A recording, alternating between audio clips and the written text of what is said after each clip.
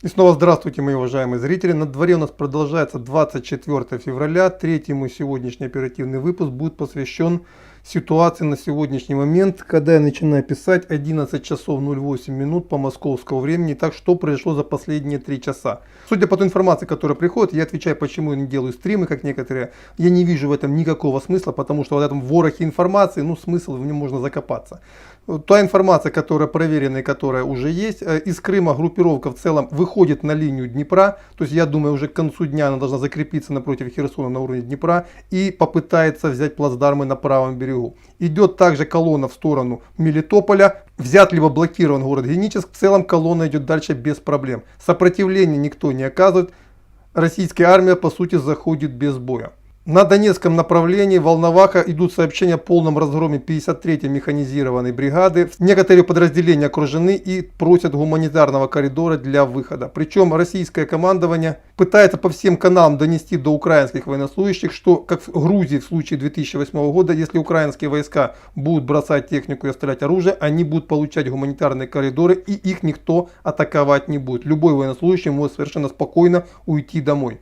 Никакого преследования, никто никого атаковать не будет. Также, пользуясь случаем, хочу обратиться к полиции. На сегодняшний момент вы должны выполнить свой долг перед народом. Вы его должны защищать, а тактика, я уже понимаю тактику российского командования. На первом этапе никто заходить не будет, потому что на примере Харькова, вот Сум, сейчас пока я записываю ролик, российская армия окружает Сумы, а Харьков уже окружен на протяжении последних 2 часов, но в город не входит, давая возможность местным силам взять власть в свои руки, и на сегодняшний момент именно на полицию возлагается основная роль. Потому что основная проблема, основная опасность для населения Украины на сегодняшний момент не от российской армии, а от мародеров и бандитов.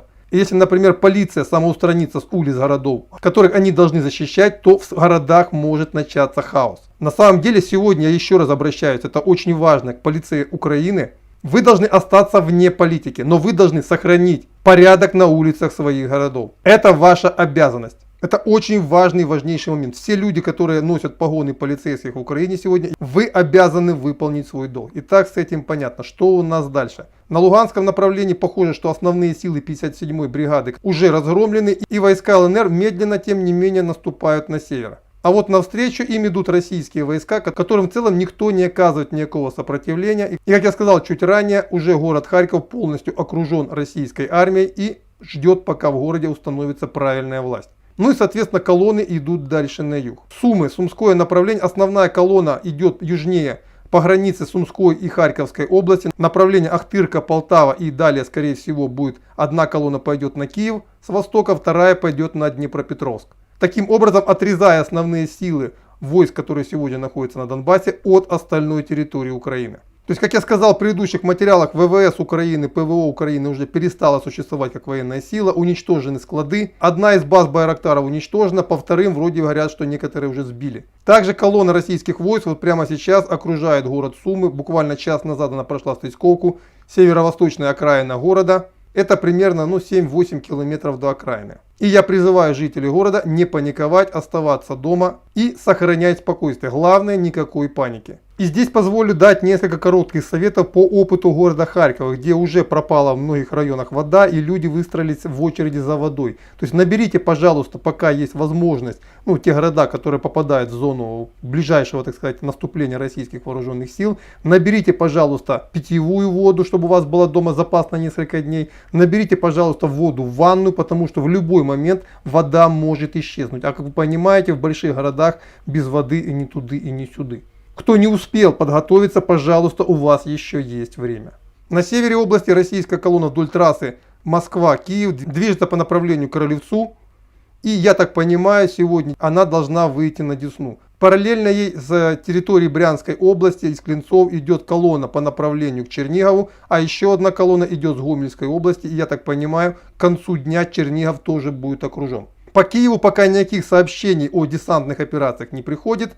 И я так понимаю, что никакой десантной операции в этом районе пока нет. Также пока не проверил сообщение по поводу одесского десанта. Есть сообщение о том, что высажен где-то в районе Одессы десант. Проверяю, как только будет какая-то информация. В моем телеграм-канале это будет выложено. То есть в целом пока ситуация выглядит вот таким вот образом. То есть российские вооруженные силы, нанеся глушающий и упреждающий удар, в целом не встречают никакого сопротивления. Единственное сопротивление, которое оказывают ВСУ, это пока на Донбассе. Но я так понимаю, это до поры до времени, пока руководство так называемой ООС не поймет, что сопротивление уже бесполезно. Но я думаю, что это скорее всего произойдет не ранее завтрашнего дня. По городам Украины в целом паника начинает, первая волна немного спадать. То есть люди выстроились у банкоматов, у заправок, пытаются снять наличные, пытаются заправиться. Но самое главное, что пока вот мародерства ничего нет. Я очень благодарен, подчеркиваю, полиции Украины, что она пока справляется с возложенными на нее обязанностями. Повторяю, вне зависимости от того, каким образом разрулится политическая ситуация в стране, а как она разрулится, я предположение сделал в предыдущем своем видео, ссылку на него я поставлю в текстовой строке под видео. Ваша задача обеспечивать правопорядок и не дать мародерам выйти на улицы городов Украины. На самом деле, сегодня это самая большая угроза. Все, на этом данный выпуск окончен. Следующий выпуск, я думаю, сделаю через несколько часов. Ну и, конечно, по той динамике, которая сегодня у нас есть, там будет очень много новой полезной для вас информации. Все, пока ставлю запятую. До свидания. Подписывайтесь на канал. Ну и традиционно, а то предыдущие 2 выпуска уже забыл. Всем желал, желаю и буду желать.